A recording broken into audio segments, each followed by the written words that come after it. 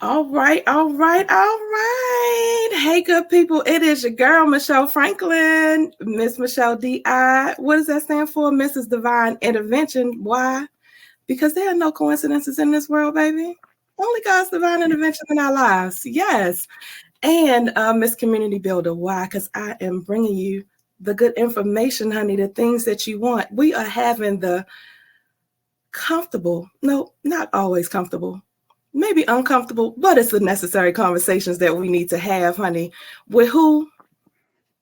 With you, boo. With yourself.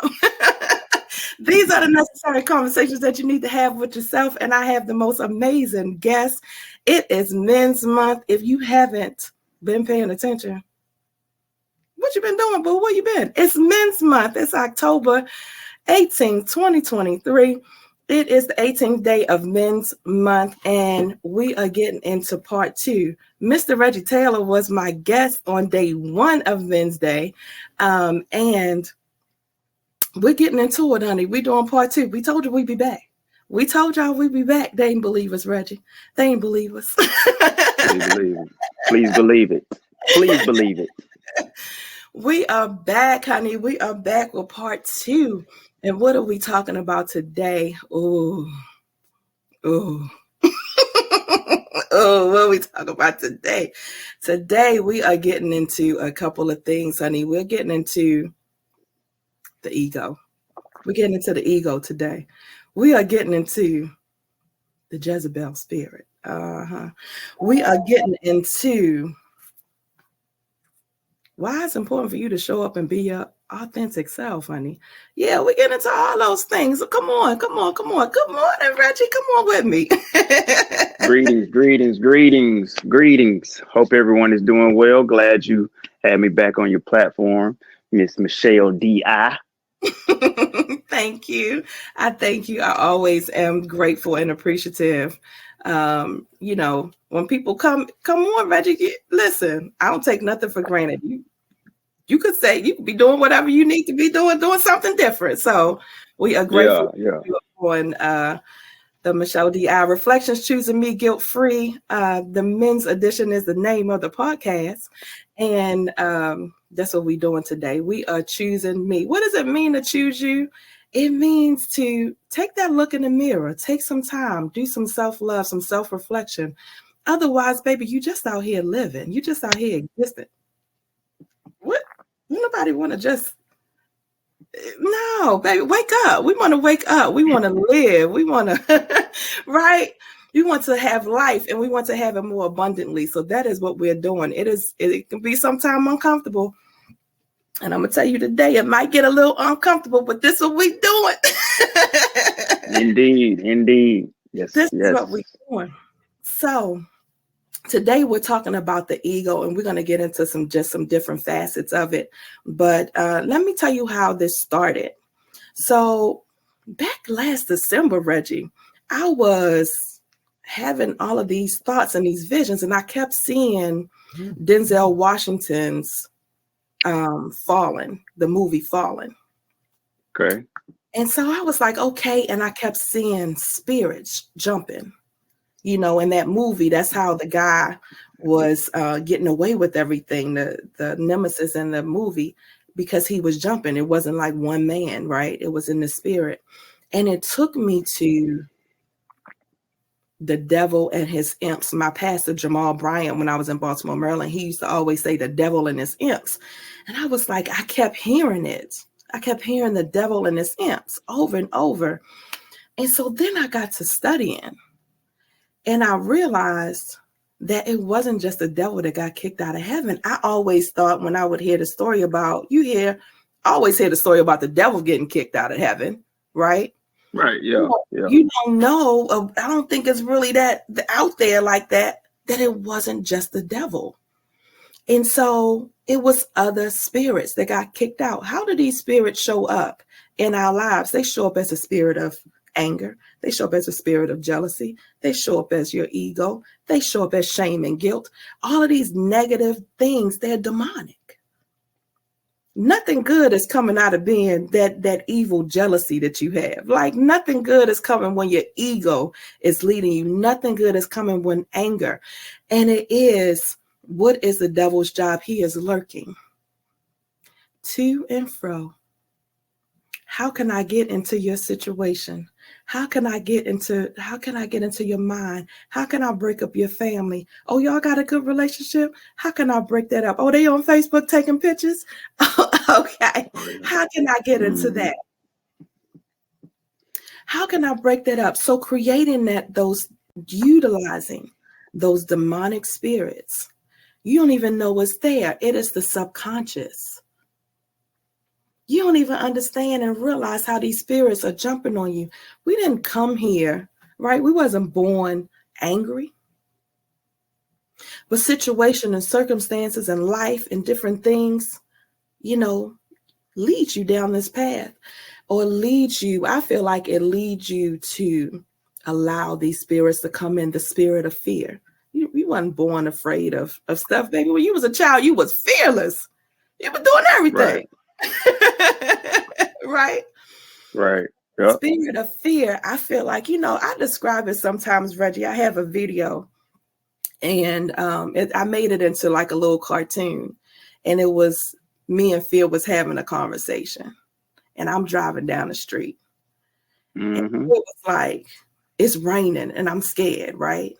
And Phil was like, let me drive. Let me just take over. I can do it. I can do it for you.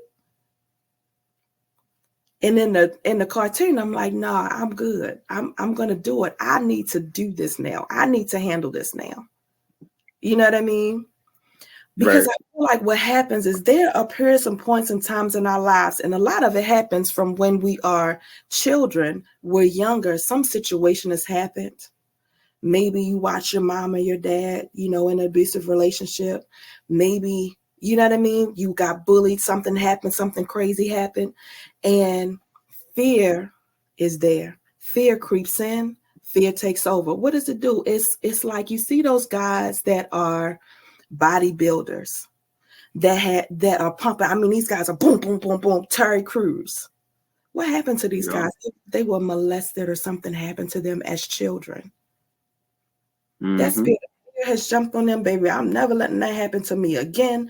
If you do, you have guys. I was watching Jay-Z the other day, this interview that he did a few years ago, and he was talking about how the first time he went to therapy, Reggie, and he found out, he said he realized in the city, Reggie, if somebody looks at you, if another guy looks at you, man, what you looking at?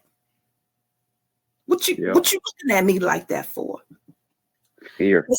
You don't want anybody to see your vulnerability. You don't want anybody, you know what I mean? So these different spirits subconsciously jump on us. We don't even know now. You've been carrying it so long. You've been surviving. You've been in survival mode. You've been carrying all this for so long. You don't even realize you're not even showing up anymore. It's not you responding. You've allowed that spirit to come up, and that spirit is taking over, and that spirit is what is responding. And it feels good the first time because it's safety, it's protection. It's like, yeah. You know what I mean? You know what I'm saying? Like, I ain't gonna let that happen to me no more. I ain't gonna look at, even for females. I mean, it's men's month, but think about the females out there that you like, why is she cussing and fussing and so hard, and all of this. Something has been. That's fear, right? Right. And so, talking about these fallen angels and how the spirits take over us subconsciously and we don't even realize it. So today we're talking about the spirit. We're talking about ego and losing yourself, in different situations and different things. So I'm gonna just give a definition real quick of ego. So your ego refers to the part of the mind that meditates between the conscious and the unconscious aspects of one's personality. It often involves self-identity, your self-esteem, and the way we perceive ourselves in relation to others. while your ego can be essential for a healthy sense of self, it can also lead to negative behaviors and conflicts when it becomes too dominant. And just like I said, I think with any spirit, I look at it as twins. You know, it's a good twin of ego and it's a bad twin of ego. Because sometimes you can have like confidence that's looked at, you know what I mean? Like you need confidence to step into rooms you feel like you're not supposed to be a part of. You need a little bit of a positive, you know what I mean? Where you can use that positive energy. But a lot of us don't use it in a positive way. We use it in that boastful, that, you know what I mean, in that negative way. And so, and it shows up, and I see it in so many men. And I want to specifically talk about in relationships, Reggie, because we talked about this before. You were saying, you know, when you were in your relationship with the young lady that you had proposed to, and she gave the ring back, you didn't blame her, right? You came back and looked at yourself. You know what I mean? A lot of times in a lot of relationships, we are so busy pointing a finger. You know what I mean? We're so busy pointing a finger at somebody else that we can't even see our role or our part in it. It takes a humble spirit. You have to humble yourself down. You got to bring that ego down so you can look at yourself and look at the things. Now, I feel like in relationship, people may have said, she did this to me, he did that to me. What about this? What about that? What about that? But in all of it, you done played a role in something. Like, you know what I mean? Like, you done played a role in something. What you say, Reggie? I agree 1000%. And me just reflecting on that broken engagement that I went through, it was sort of my transition from the world into kingdom, from the world into Christ. And I'm just thinking about like that was in 2017, and I was nowhere near where I am now spiritually, emotionally, and mentally. But I still had enough self-awareness to not blame her. Yeah. And I'm trying to reflect on, even though I wasn't in God for real, why I still had enough humility and accountability to still not blame her.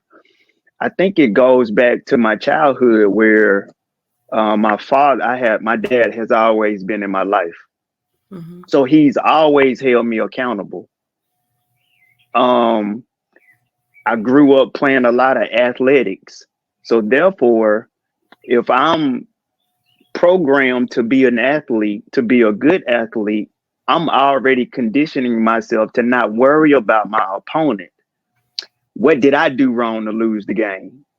So if you combine those two things, if you condition yourself where you have a man in the house holding you accountable, not coddling you and babying you, and now you're in athletics that is conditions you to see where you messed up. What did you do to lose the game?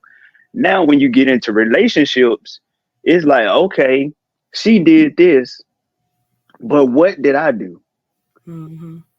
What can I change? And as I've grown in corporate America spiritually, I see that God does the same thing. God conditions us to look in the mirror. When you read your Bible, you looking in the mirror. You ain't blaming what daddy did, what mama did, what she did, what he did. So even though I was still immature spiritually and emotionally, I think those factors that I just talked about kind of conditioned me to be like, you know what? I can't blame her for this breakup, because when I mess up, my default is to look at myself first. And that ties to accountability. Yeah. And we live in a society where people don't like being held accountable. People get mad if you say, bro, you 5 minutes late today. They go say, well, so-and-so. No, we ain't talking about so-and-so. We talking about you. We talking about accountability. The successful people, the LeBrons, the Steph Currys, the Obamas, or whoever you look at as being a successful leader, they hold themselves accountable. That's just part of being a good leader, period, whether you're a man or a woman. Yeah. So I think we lack that in society, and it's trickling over into our households as well as our relationships. We are quick to point the finger, but pointing the finger ain't helping you. Mm-hmm. If you show up pointing the finger, I already know you lack accountability. I don't even have to know you. I can look at your Facebook social media page and tell you lack accountability. You still talking about what your ex did. What did you do? Mm-hmm. I don't even have to have no conversation with you. I'm like, oh, yeah, it's some lack of accountability right there. So I don't even know if I need to move forward with them in a relationship, because it's that ego that you're talking about. The ego, that pride, it blinds you, so you can't see the faults in yourself, because uh, these filters and all this other stuff on social media conditions us to think that we're perfect and we look better and sound better and smell better than we actually are. So I'm already a wife. I'm already a leader. I'm already this. God saying, no, that's what the filters say. But if you read my Bible, I'm gonna show you all your flaws. Now you got to work on that. I ain't worried about what she did. What did you do? Yeah. So it all goes back to those factors stemming from our childhood that conditions us to hold ourselves accountable and not be such a egocentric and a me-centric type of individual. Reggie, that everything that you just said is so important. It is not comfortable. Oh, I don't like that. Sorry. It's not comfortable for us to look in the mirror. It's not a comfortable thing. Like, who wants to do that? Who wants to say, yeah, it was my fault? Oh, I did. I know you cheated on me, but I wasn't treating you right, baby. I was talking to you crazy. I was being disrespectful. I was creeping. I was, you know what I mean? I was doing X, Y, Z. Right.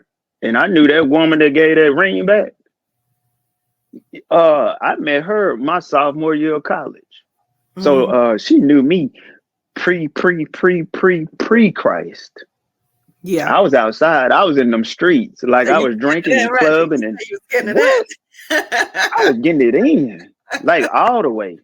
Yeah. So she was with me then. Like, I'm at the club and she waiting on me at my crib, waiting on me to lead the club. Like, she was that type of woman. Good woman. Like, feminine, like all that. Yeah. But I was outside dogging her out. Mm-hmm. So fast forward, I'd want to change after dogging her out for 10 plus years.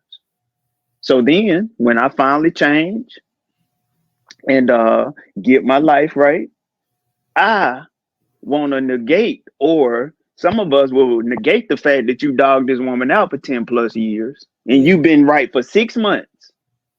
So she's supposed to forget about the other 10 years? No, she know 10-year you better than she know 6-month you. Yeah. So when she gave the ring back, I didn't play victim. I said, you know what? Hey, I get it. I get it.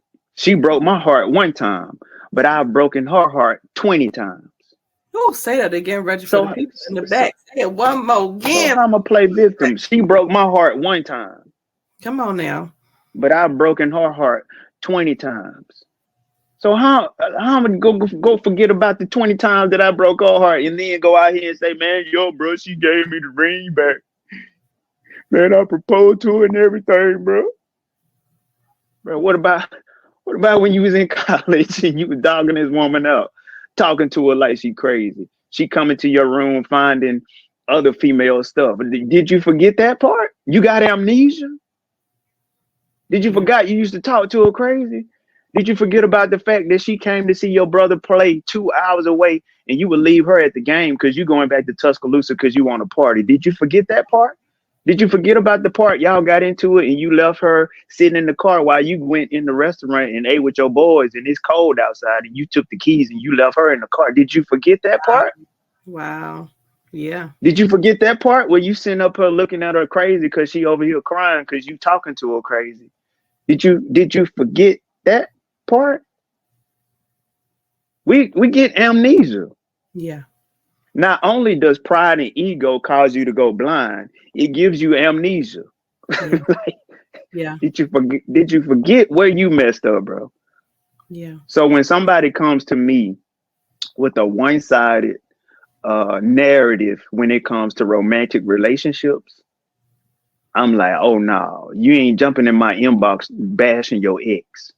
Because a Mm-hmm. lot of women jump in my inbox. Hey, how do I get a man of God? How do I get a husband? What I need to do? Blah, blah, blah. And as soon as they jump in my inbox talking like that, it's go trickle over to my ex was a narcissist. Da, da, da, da, da. I'm so sick of that word, narcissist. Yeah. Yeah. Yeah. Yeah. It is very well. My, Yeah, I agree. I'm I'm like, hold up. Oh, this ain't what we about to do. Yeah. We ain't about to do it because if you chose him, it's something broken in you. Let's talk about you. Right. And the one before that, he a narcissist too. Okay, I see a trend. Two narcissists. Right. Okay, Right. so it ain't them, it's you. So let's come back to you. Yeah. Why you keep choosing the wrong person? Like, You're saying, Reggie, you said so much. You said so much in that part. I want to go to two things. One, the accountability piece. You know, mm, the blinders.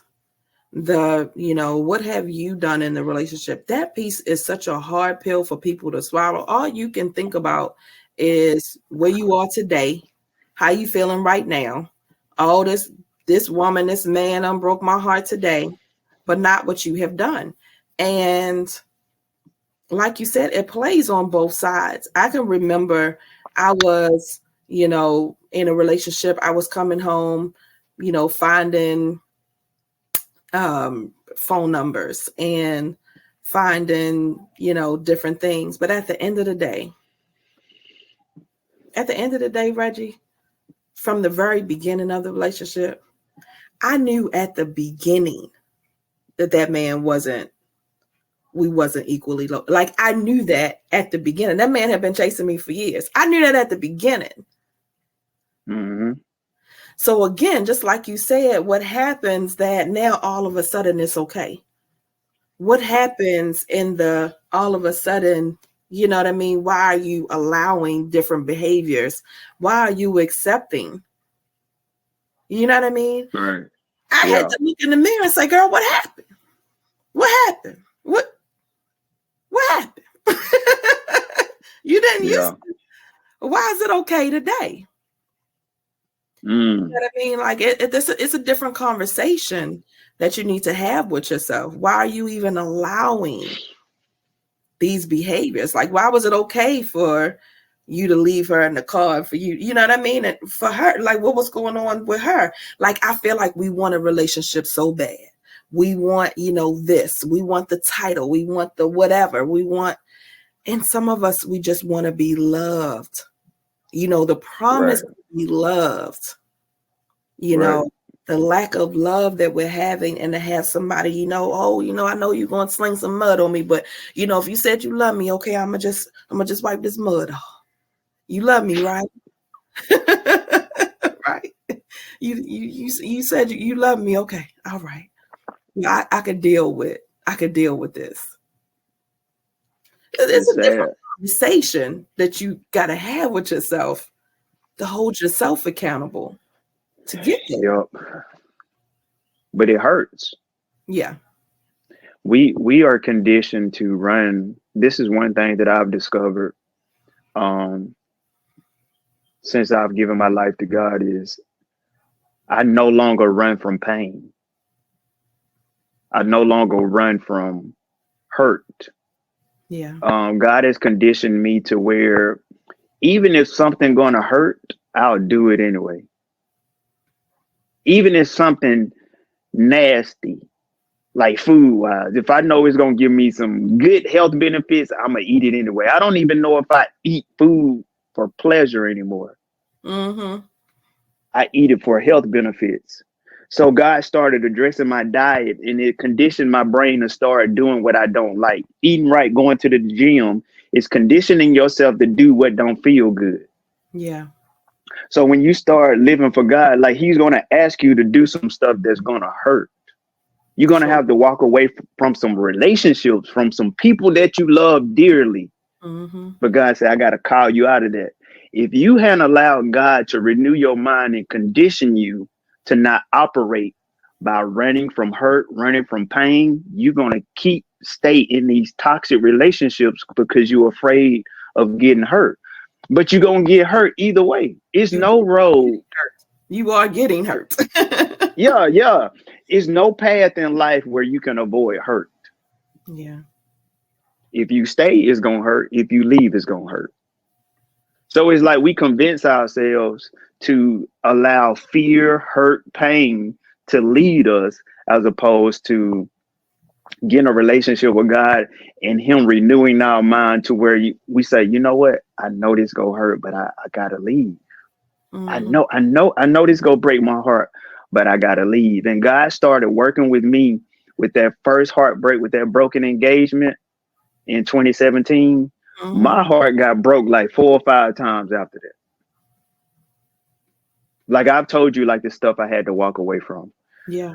But I'm so confident in the recovery. Like every single time I recovered. So I'm like, I know this about to hurt, but I know I'm a recover. I know that I'm a recover because the first 4 times I recovered. Yeah. In the first 4 times, I figured out how to recover. I didn't have to turn to sex. Yeah. I didn't have to turn to alcohol. I didn't have to turn to traveling. I didn't have to turn to my vices. I turned to the word. And every time, every heartbreak, the recovery time lessened, decreased. So Yeah. the first time, it probably took me 18 months to recover. Yeah. That 4th, 5th time, I was good in about a week. So I'm like, I'm good. I know this is gonna hurt, but I know I'm gonna recover. Yeah. We don't believe we'll recover because we don't know too many people who have recovered. Most of them drink 50 years old, still in the streets. That's how they recover. We don't know how healthy recovery looks. So we don't have a blueprint of what it's going to take to Right. overcome this divorce. So we don't have no hope. So we're like, man, I'm just going to stay because you don't believe that you're going to recover. Well, that is, people say that they have faith and people and even, but who wants to be hurt? Who wants to go through it? But it is, like you said, once you go through it, I feel like all you have to do is have a flashback. You know what I'm saying? Like it helps me, like, I thought this was going to kill me. Like the worst thing I thought was going to kill me was the divorce. Like I'm like, how am I going to make it? How am I going to do it? I got this 2-year-old girl. I don't have no job. I don't have no money. I don't have nothing. He had he had everything. Right. And so you're thinking you're not going to make it. And even for the men, because I know a lot of men who have raised their children and it was just like the mother just didn't want to be a mother anymore. Or was never maybe even meant to be a mother. I don't know. But I know a lot of men where the mother was like, I'm out. Holla back. But we don't hear those stories. Man, we don't hear those stories, nor do we see the men out there that's doing it. You know what I mean? I know a lot of single parents, a lot of single men that are out there doing the daggone thing. You know what I mean? You're making it.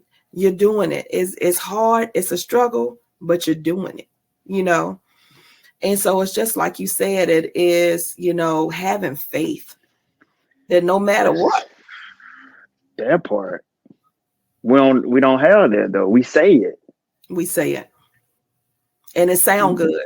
But what does it look like to actually walk through that fire, walk through that darkness? Yeah, when you start asking them that, they start sounding like Elmer Fudd. They start stuttering. Okay, all right, you got faith. Tell me what that looked like. I pray. Okay, what else? Yeah.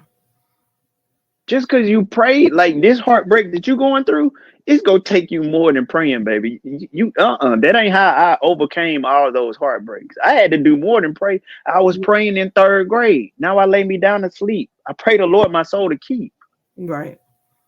That's that lazy Christianity. Well, I'm just gonna pray about it. Oh no, you gotta do more than pray. You gotta know him. You gotta seek him. You sought that man, you sought that woman. Yeah. So keep that same energy with this heartbreak. I need for you to seek God, my boy. Yeah, I'm finna show you how to fight for your wife. Yeah. I'm about to show you how to fast. Yep. I'm about to show you what you need to say to her. Yo, how I know what you need to say, because I've been in your shoes before. You gotta humble yourself, bro. You gotta be vulnerable. You gotta submit to God. And if she don't know submission, she can see your submission to God, and now she know it because she saw you do it first. We be requiring women to do stuff we don't even do. Yeah. It's out of order. And that's why our homes and our romantic relationships look broken, because we don't have faith. We just say that we have faith. We praise, dance, we shout, we say we love God and we are Christians, but we don't really know Jesus. And if you know Jesus, you'll be able to do relationships and be vulnerable and hold yourself accountable and all these things that it takes in order to have a healthy household. But we're trying to have healthy households, and we leaving out the main factor, and that's him. Yeah. It's that surface thing. You know what I mean? We want to take the pictures. Smile. We want to take the pictures. We want it to look good on the surface, but we're not willing to do the work in order to, make sure, just like you said, humbling yourself, praying, fasting. And a lot of times in my, counseling and working with different relationships, the men are always saying, she doesn't respect me. If there's a lack of respect, she doesn't respect me. But I feel like, one of the biggest things is your behavior is not respectable. That's what I feel like, just like you said, you have to show up and be consistent. If your behavior is not respectable, how is that woman? How are you demanding? How do you think? Why do you think she's going to respect you? Why do you think? You know Just what I because mean? you're a man? That's how we think. Women's supposed to respect us just because we're men. It don't work like that. Doesn't work like that. We think that. Well, the Bible says, okay, you left out the whole other scriptures that go with that verse that you just quoted about wives submit to their husbands. What about the other part? Mm-hmm. Did you a husband? What is a husband? First of all, I need for you to Google what a husband is biblically. If you ain't that, you can't use that scripture, my boy. Just because you went and got married don't mean you a husband to God. You ain't even submitted to God. So how you a husband? Just because you went and got married? No, you let God call you a husband, not the government, not a piece of paper. So once you submitted to God and you're a biblical husband, okay, now you use that scripture. Yeah, she go submit to a man who already submitted to God. That's what a husband is. A man who already got relationship with God. Yeah. So if you ain't got that, I don't know. I don't think it's wisdom. I don't think it's wise for us to use that scripture out of context. Because most of us not even husbands. And most women ain't wives. Just because you're a man don't make you a husband. And just because you're a woman don't make you a wife. Yeah. We think because we're a man, I'm already a husband. Just because you're a woman, I'm already a wife. I can't tell you the amount of times women jump in my inbox talking about their wives. And I say, what your relationship with God look like? And they don't have nothing to say. How you a wife then? You just put that label on yourself because you look good. And that's the thing, like the vows, I think people are saying vows. They're not living the vows. They're saying the vows. But all because you can't do those vows. Before Christ, before God, you have pledged, you have promised. You know what I mean? I don't even know the vows like verbatim, Yeah. but what they say you can't do in your own strength. Yes. You're going to have Exactly. to have the Holy Spirit to do those vows. Through Exactly. sickness and health, to death do us part. Exactly. Those vows are announcing, oh God, I can't do this on my own strength. I need you. But we go into it thinking that we go into marriage thinking that we could do it in our own strength. And that's why the divorce rate is through the roof, because Yes. we're trying to do marriage without the God that put marriage together, meaning that you got to have him in order for you to love that woman like she needs to be loved. Yep. To not pop off at her if she got a smart mouth, to cover her in prayer, to allow God to show you the flaws and the weaknesses of your wife, and you take them to God. And by you loving her properly, through your stripes as a man, she will be healed. Yes. Through God's stripe, through Jesus Christ's stripes, his wife, us, the church, healed. So when people see your marriage, they're supposed to see Jesus Christ. But we going into marriage without Jesus and then wondering why we are ineffective, coming from broken households, and people been married 20 plus years. Now they're getting divorced. Why? God said, I'm breaking all this up. I didn't put this together. Y'all put this together. The word says, what God put together, let no man put asunder. I will go as far as to say 80% of the marriages today, God did not put together. I would agree. I definitely would agree. A lot of it is, again, people are lonely. People don't, people don't know. We don't even take the time to get to know, you know what I mean? Somebody I know, I've again, in these counseling sessions, I realize you don't even know who your husband is. You don't even know who your wife is. You don't even, you know what I mean? They're keeping apart. So you don't even know yourself, right? And that is my thing. Exactly, Reggie. That is my thing. Like, how can you even go into, you're showing up as a wounded, broken 7, 8-year-old, 16-year-old boy. In this Yes, arrested development. Body. You know what I mean? 16-year-old mentally asking for respect. Right. And you acting like a 16-year-old. But this is the unfortunate thing about it. These dark side characteristics that you and I are talking about now are glorified on social media. Yeah. We taking advice from people who are 40 on the panel, but 16-year-olds mentally. Men and women. That's the advice that we're getting, how to do effective relationships. So we think it's okay to have a smart mouth. Yeah. We think it's okay for a man to have a side chick, 2 or 3 side chicks. Yeah. We're okay with being domineering in a relationship, demanding our partner to do certain things. Bro, get off Love and Hip Hop Atlanta and open your Bible and let God instruct you how to do relationships. Because what you watching on TV and on Instagram, that ain't working. Will and Jada, relationship goals, obviously ain't working, but that's who we looking at. Yeah, that's for ratings. I'm glad you said Will and Jada. I literally watched interview. I watched 2 interviews of her yesterday. And I'm gonna say this. I love Jada. She's from Baltimore. I remember the first time I saw her on A Different World. I was like, I loved her because she was different. Her energy was different. She was unique. You know what I mean? She had that like be more swag that, I was like, yes. I just felt like I was being represented. You know what I mean? Like, I was like, oh my God, that's me. That's my friends. Like, that's us. Like, oh my God, we're on TV. And listening to her interview yesterday,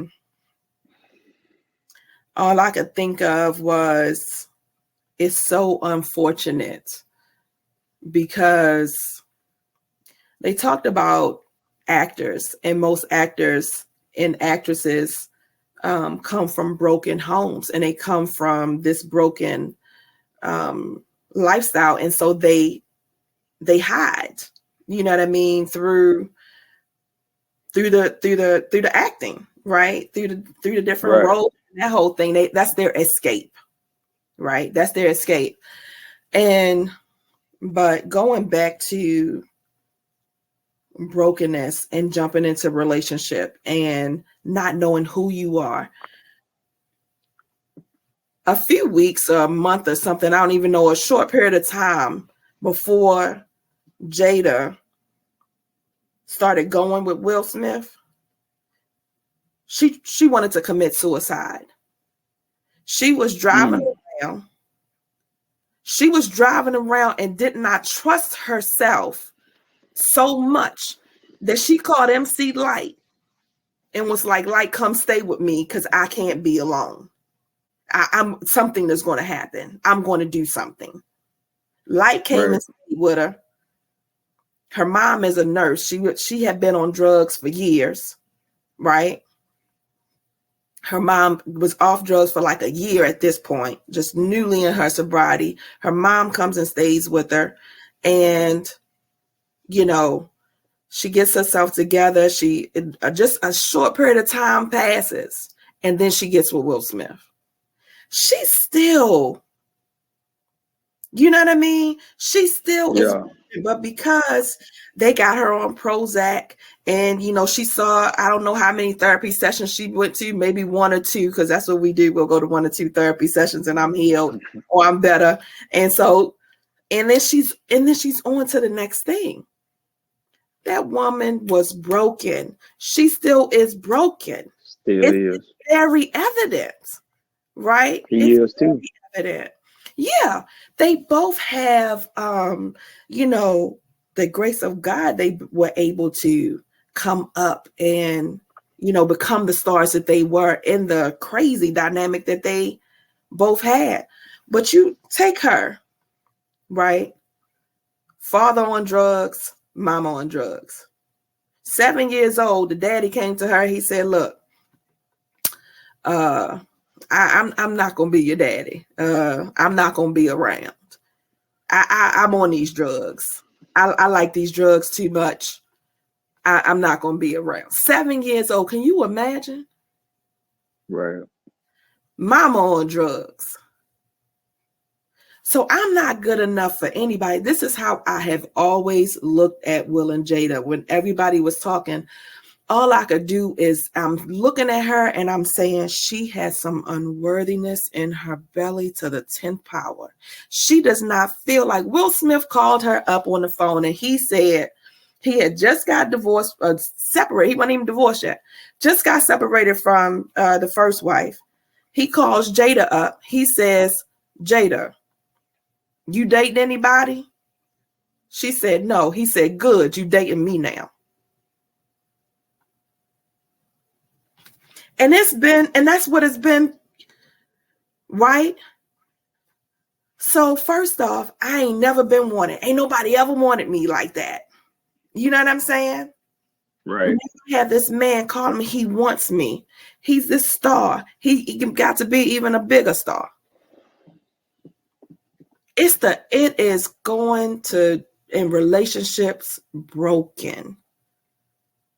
That's what we're taught.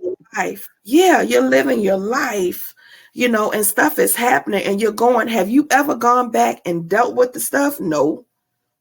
The stuff is still there. That's why the name of my book originally is What's in the Pit of Your Belly. The stuff is still in the pit of your belly. You ain't never dealt with it. You just pushing it down and going and being and doing, because that's what we do. We go and we be and we do. And then what's happening? Life. It's just that her life is, and their life both are on this big ass microscope, right? It's under this big microscope because they're celebrities. But at the end of the day, they're still just human beings. They're still just spirits trying to figure it out just like everybody else. They jumped into a relationship too fast, just like everybody else. You're right. We jump to person. We jump from a broken relationship, and then we jump to another part. And I was guilty of doing that for a long time. As soon as I experience some type of breakup or a heartbreak, like I'm about to jump to another woman. Baby, that's the easiest way. That's what they say. That's the golden rule. How there ain't nothing like it. The way to get over some old arms is they get you some new arms, honey. That's what we. That's what I'm saying. So we're seeing the manifestation. We're seeing that bad advice manifest. We're seeing the fruits of it now. Yeah. And we're seeing how our kids are broken. Mm-hmm. And it's like, wow, my bad decisions is causing my kids to be broken, my household to be broken. And I'm looking at Will and Jada, and they look good. So I'm going to mimic my behavior off of them because it look good, even if what they look like don't line up with what God had in mind when he talked about marriage, when he talked about romantic relationships. So we got to stop this domino. We got to stop this. It's like a domino effect. It's like a generational curse. And so we got to stop it. And so platforms like this, conversations like this is going to prick someone's heart and say, oh, hold up. Let me see if because I was taught, but I've been doing relationships wrong. Let me see what this God thing talking about. And we jump from person to person. And so we never deal with our issues. Yes. That's what you kind of explained with Jada. Mm-hmm. But I'm telling you, when you seek God, all of that stuff, all of it that you've suppressed is coming up. It's coming up from the pit of your belly. That's God goes, so, oh yeah, you remember what happened to you when you was 8? Oh yeah, you forgot about it. Now I'm about to bring it up. Because I got to reveal it in order to heal it. You forgot about it, but God did. So if you allow yourself to go through the process that I'm talking about, that I went through, that Joseph went through, that David went through, that Moses went through, you can't do that if you're trying to get to know somebody else or you in a relationship. God said, if you went through a heartbreak, the best thing for you to do is don't jump into a relationship. And if you jump into a relationship with me and let me bring all that stuff up. And it's going to hurt. You're going to be going down the road crying. You don't even know what you're crying for. Like God said, I'm bringing all that stuff up. That is tears of deliverance. Yeah. I'm telling you, when I went through this process that I'm talking about, I cried more in 1 year than I had cried in probably the last 20 years of my life. I mean, I'm at church, like during this process of purging, spiritual purging, where God brings all that stuff back up. I'm in church like every Sunday. I'm like, hold on, what is going on? I don't cry like this. I'm macho. I'm an alpha male. I don't cry like this. God said, I'm about to break that little macho man that you think you got. I'm about to bring all that stuff up, my boy. So all the heartbreak, all the trauma, all the abandonment, all the rejection, all of it coming up. So allow yourself to go through this season of purging. Because I got to get that stuff out of there. You think you just go to sleep one night and wake up and God has brought everything out? No, he going to take you through a process.